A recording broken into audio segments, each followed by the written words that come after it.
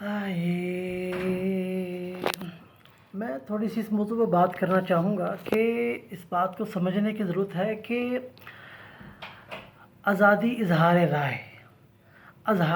اظہار رائے کی بات پر بہت سے لوگوں کو زبان بند کروانے کی کوشش کی جاتی ہے، اور سب لوگ بات کر رہے ہوتے ہیں، اپنے اختلافی بات کر رہے ہوتے ہیں، لیکن ڈیکوڈ کر کے کرتے ہیں۔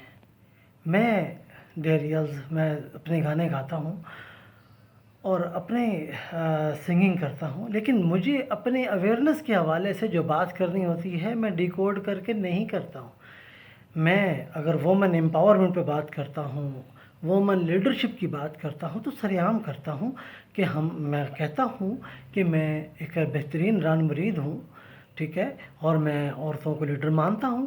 تو اس میں کہ میرا جو چینل ہے ڈیوڈ ایریل 613، ٹھیک ہے، اب اس پہ میری کچھ جو تفصیل ہوتی ہے، تو اس میں اس لیے واضح کرتا ہوں کہ مجھے ڈیکوڈ کر کے بات نہیں کرنی۔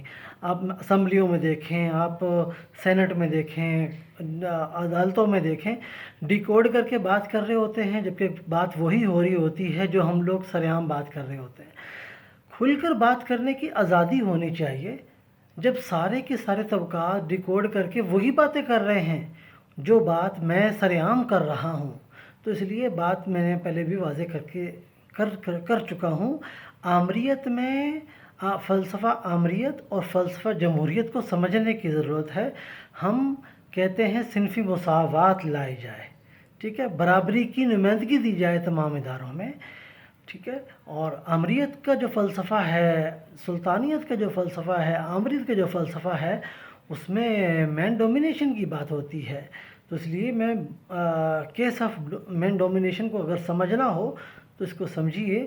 تو میں جو اکثر بات کیا کرتا ہوں، اس لیے میں یہی بات دوبارہ کہوں گا کہ جمہوریت، ڈیموکریسی، اس کو وجود میں لے کے آئیے۔